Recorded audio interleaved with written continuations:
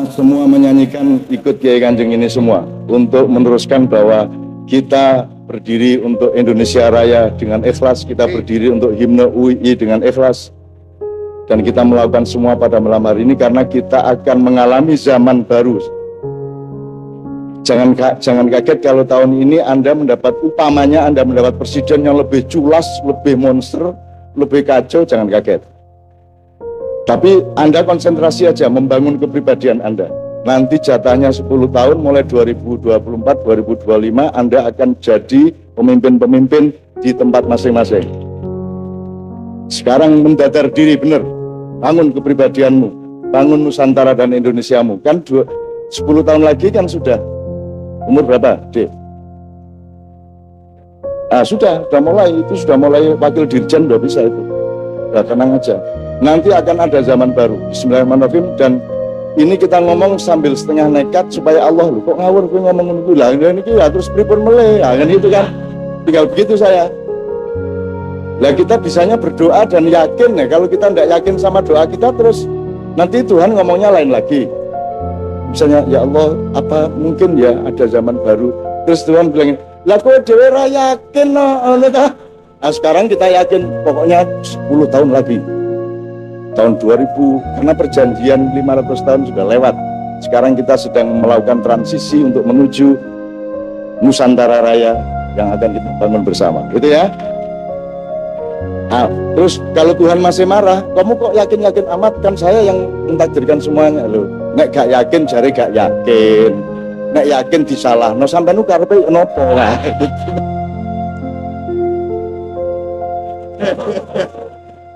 Saya sebagai orang Arab berani seperti itu.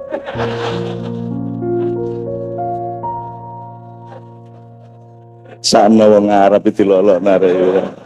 Wis Arab iku wis gak pinter ya. Dilolokno jari mempengaruhi Indonesia, menghancurkan kepribadian Indonesia. Wis bapak. Wis gak masalah. Wis gak apa-apa lah wis. Kamu kok amat sama Arab, ngapa sih? Tidak apa-apa, nanti kita cari bersama-sama. Kita nggak ada mangkel-mangkelan. Kita ini tidak membenci orang Barat, tidak boleh benci orang Barat. Kita tidak boleh benci Cina, kita tidak boleh benci Arab, dan apapun kita tidak benci. Yang kita cari bersama-sama adalah penataan yang proporsional sebuah dunia baru. Gitu loh, proporsional pada tempatnya. Nah, proporsinya bisa proporsi demokrasi, bisa proporsi budaya, bisa proporsi rasa, bisa juga. Macam-macam itu proporsinya. Nah, hukum adalah padatannya. Nanti kita akan ngomong bersama mengenai hukum. Saya tadi mendengar pidato dari 3 tokoh puncak Fakultas Hukum. Dan saya sangat serius menanggapinya, dan saya sangat memasukkannya ke dalam hati maupun pikiran saya. Dan saya relatif setuju kepada yang dikemukakan. Nah, ini kan ada acara sinau bareng bahasa Jawanya. Ada 3 kemungkinan orang ngumpul gini. Kemungkinan pertama adalah kemungkinan yang paling buruk, yaitu yang ngomong didengerin terus jadi ajaran, terus Anda menjadi pengikut orang yang ngomong. Jadi saya di sini, Anda dengerin terus Anda ngikut saya, terus nanti jadi aliran torikot apa aliran terus jadi saya bisa jadi Karl Marx, saya bisa jadi Machiavelli, saya bisa jadi Ibnu Taimiyah, saya bisa menjadi Habib Rizik. Nah, saya tidak merekomendasi yang ini. Kemungkinan kedua adalah setiap orang yang tampil di sini membawa kebenarannya masing-masing dan berdebat untuk mempertahankan kebenarannya masing-masing. Dan ini tradisi mainstream modern.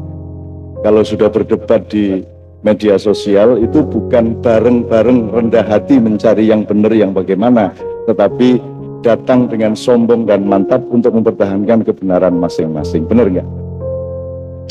Kalau Anda milih ini, saya mulai.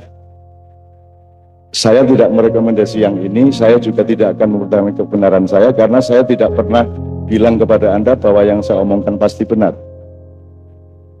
Kebenaran tidak di tangan saya. Saya ini hanya bisa bergabung kepada kebenaran. Tapi kebenaran yang sejati, Anda sudah tahu rumusnya. Untuk anak-anak maknya, ada benernya sendiri, bener dewe. Di di atasnya ada benernya orang banyak. Demokrasi terasosiasikan yang kedua ini, benernya orang banyak. Orang sepakat, oh gini yang bener, bahwa Indonesia ini diserahkan kepada PDIP, Golkar, dan gitu. Udah, pokoknya undang-undang yang seperti itu mati hidup kita ngikut sama mereka, meskipun mereka monster semua rata-rata, ya. Oke, ini benernya orang banyak. Yang ketiga adalah kebenaran yang dinamis yang kita cari terus-menerus, yaitu benar yang sejati, the real truth of life, gitu ya. Nah, saya merekomendasi semua yang kita omongkan ini nanti adalah kita, Anda, saya, para narasumber, maupun anak-anak saya yang tadi pidato itu bareng-bareng yang benar yang gimana ya. Kita cari bareng-bareng dan kita nyicil. Nggak mungkin kebenaran judul ini kita temukan malam hari ini. Tapi kita harus ketemu kuncinya, pintunya, dan arah-arah untuk menemukan sumber dari kebenaran masa depan maupun masa silam kita. Gitu. Jadi kita nyari bareng-bareng loh ya, rendah hati ya. Kalau salah ya ketawa aja. Kan setiap orang punya kekonyolannya masing-masing. Saya juga punya kekonyolan. Saya jangan pikir dengan Anda yang dokter dan pinter bahasa Arab itu tidak punya kekonyolan. Dia juga punya kekonyolan yang dirahasiakan kepada mahasiswa. Senior kita Bapak Kamal Firdaus yang tokoh hukum sejak tahun 70-an di Jogja ini juga saya tahu persis konyol-konyolnya, sebagaimana dia tahu persis konyol-konyol saya. Kalau manusia tidak punya kekonyolan, silahkan menjadi Tuhan atau malaikat. Kan begitu. Jadi wong elek rupane ya ora masalah, wong rada bodoh sithik ora masalah gitu loh. Wong rada pokok-pokok sithik ya ora masalah, ning panggonane iki sing cetha gitu loh. Ono wong kaya ngono presiden. Upamane lho. Ya kabeh kan ono pantes-pantese ya toh. Dan seterusnya, oke ya. Oke, nanti ini kuncinya, tolong diingat, kuncinya adalah apa bedanya? Gini, kalau Anda ngomong Muhammad tadi, Ustadz kita udah kan ngomong, kalau Muhammad itu kan salah satu rumusannya Muhammadun basyarun bal huwa yakun bainal hajat. La kal basyari bal huwa yakun. Jadi Muhammad itu manusia biasa. Tapi dia bukan manusia biasa, artinya dia tidak sembarang manusia. Dia adalah mutiara di antara batu-batu. Nah, orang modern gara-gara terbiasa demokrasi tidak lagi belajar membedakan bedanya manusia dengan manusia, gitu ya. Jadi orang udah nggak ngerti lagi mana manusia bermutu, mana tidak. Nah, kita nanti ngomong karakter dan kepribadian dengan setting Nusantara dan seterusnya. Cara pembelajaran kita adalah, loh, ada bedanya memang. IQ wajah ada di bawah 100, ada sampai 160 kok. Jadi ada yang manusia mutiara itu ada. Semut saja ada ratunya kok. Kambing saja ada pemimpinnya kok. Macan saja raja rimba kok. Jadi Tuhan memang bikin batu digosok jadi ake, terus laku. Tapi sehebat-hebat kamu menggosok ake, dia tetap tidak punya takdir mutiara. Nah, di Indonesia Anda tidak mengerti bedanya mutiara sama batu, dan tidak ada kuliah, tidak ada kurikulum yang mengajari Anda untuk mempelajari manusia, batu yang mana, kerikil yang mana, kerakal yang mana, tembaga, manusia perak, manusia emas, manusia berlian, inten, mutiara. Anda tidak punya wacana tentang itu, sehingga yang menang adalah yang punya uang, yang punya kapital, yang punya modal, sehingga dia bisa ambil batu yang murah, terus dicat-cat seperti mutiara, terus diumumkan, dicapreskan, jadi. Dan begitu. Sebab Anda tidak ngerti. Nah, itu cuman batu dicat, ya, gue kira rumah samu emas tenan, nah, gue tuh saking pokoknya bangsa ya gitu. Begitu. Maka Anda harus 10 tahun jatahnya, nanti saya kasih tahu 10 tahun jatah Anda untuk memahami manusia satu. Untuk memahami manusia. Nah, untuk itu gini teman sekalian, kita akan eksplorasi bareng-bareng, kita nyari kebenaran bareng-bareng. Untuk sesi kedua nanti saya mohon para narasumber maju ke depan, tapi sebelum itu saya ingin duduk bersama para tokoh. Jadi yang pidato 3 orang tadi saya mohon di sini. Nah, tepuk tangan, tepuk tangan. Ayo Anda. Ayo Pak, Ketua Perwakilan Mahasiswa, Pak Dekan, monggo Pak Dekan. Yang tadi pidato tadi, yang awal Yang putri tadi. Ya, saya khusus untuk dia, saya mohon maaf, saya sebagai keturunan Arab, saya merasa nggak enak saya di Indonesia. Saya ini Arab bagian Badui, ya toh. Kalau beliau ini kures-kures sedikit lah, saya Badui. Gimana tadi yang pidato lagi? Fadal. Nah, ini tadi yang bikin puisi juga, yang ada petir. Oke, inilah. Oke, saya minta mikrofonnya untuk Mbak Mas.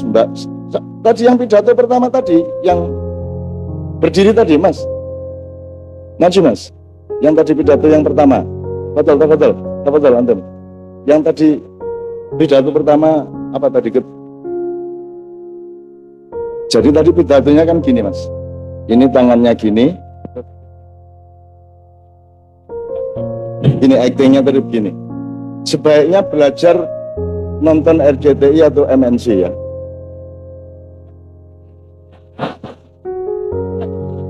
Agar supaya Indonesia bisa menjadi negara maju.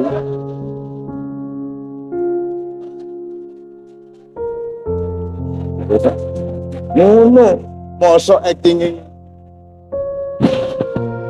Coba tiru itu. Selamat hari Nyepi. Tangannya lagi. Duit itu cekal ini. Fadal Ustaz, ilal amam. Silakan Mas, ayo Mas, Masnya tadi. Saya mau dialog mengenai judul setelah itu supaya nanti narasumber bisa tidak harus dari awal bicaranya gitu. Ayo Mas. Coba cara meletakkan tangan ya. Gitu. Tidak apa-apa, itu perlu loh. Anak kon tadi presiden pidato ini. Bangsa Indonesia yang saya hormati, ayo pidato ini. Mbok kaya Bung Karno, Nehru pernah salah, Churchill pernah salah, Karl Marx pernah salah, semua tokoh di dunia pernah salah, tetapi Muhammad tidak pernah salah. Ngono presiden nih gue. Presiden ini ya nanti diatasi.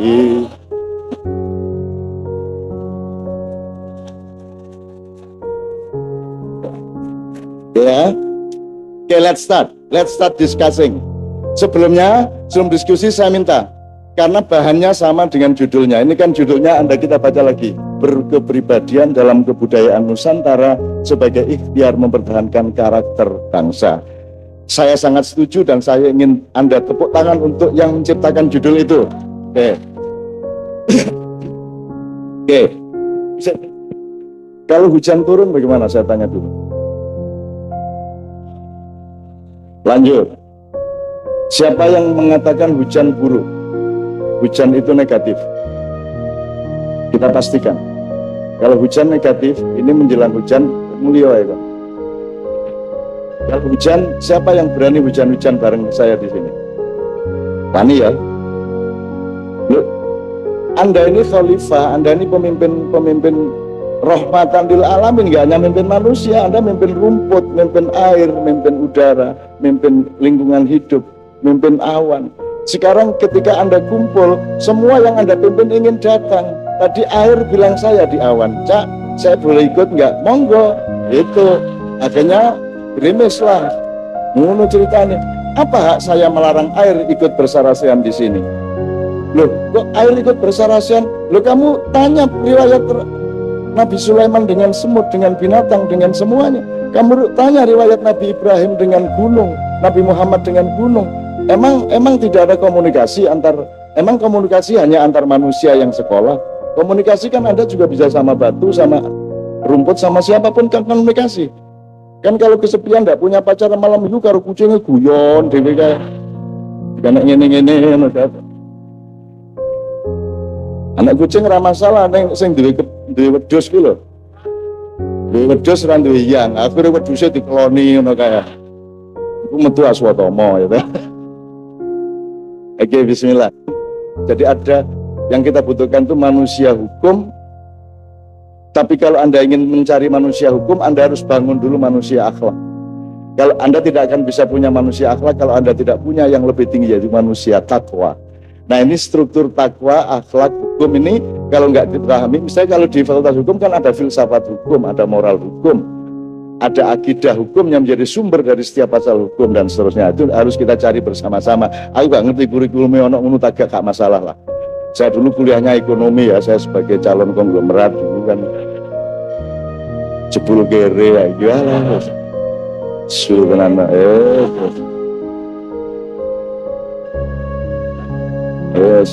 ngopo aku kuliah ekonomi ke ngopo aku itu gara-gara temennya Pak Kamal tuh namanya Romdon Naning SH itu satu wilayah sama saya di Kadipaten dan dia tuh tiap hari ngejek saya. Dia tahu kalau saya jarang masuk sekolah gitu kan, tidak mungkin lulus gitu kan di SMA. Akhirnya dia kalau ketemu pagi-pagi dia berangkat sekolah, saya berangkat sekolah, dia ngopo sekolah nun ora mungkin lu mesti ora lulus apa meneh mlebu GM ora mungkin kan. Aku ditantang ngono iku akhirnya tak bikin lulus. Jadi guru-guru saya kalau ngelihat teknis nilainya saya pasti tidak lulus. Tapi harus ada dimensi politik lain yang membuat lulus. Jadi saya jadi anak yang sangat mengancam sekolah. Itu akhirnya guru-guru rapat ini saya usul Pak Giarso, kepala sekolah Pak Giarso, daripada kita repot setahun lagi mbok sudah Ainun diluluskan saja. Lulus aku sip gitu. Dan nilainya ya 4,5 3,5 wah neng lulus akhirnya ya. Tapi lumayan Ramadan enggak tahu sampai hari ini. Kasus lulus saya itu kan lulus politis kan gitu. Lulus security gitu ya. Terus saya masuk UGM tak leboni kabeh Mas, kedokteran saya diterima, teknik sipil saya diterima, arsitektur saya diterima, ekonomi saya diterima. Yang enggak diterima di Fakultas Sastra mangkel aku. Sastrawan iki enggak diterima di Fakultas Sastra. Mangkel temen aku, kurang ajar arek-arek. Lu masa saya diterima di psikologi, diterima di fakultas-fakultas yang serem-serem, diterima di sastra gak diterima Mas aku Mas. Akhirnya tak sepatani 5 tahun lagi saya akan ceramah di Fakultas Sastra ngono aku. Terus Tuhan panik,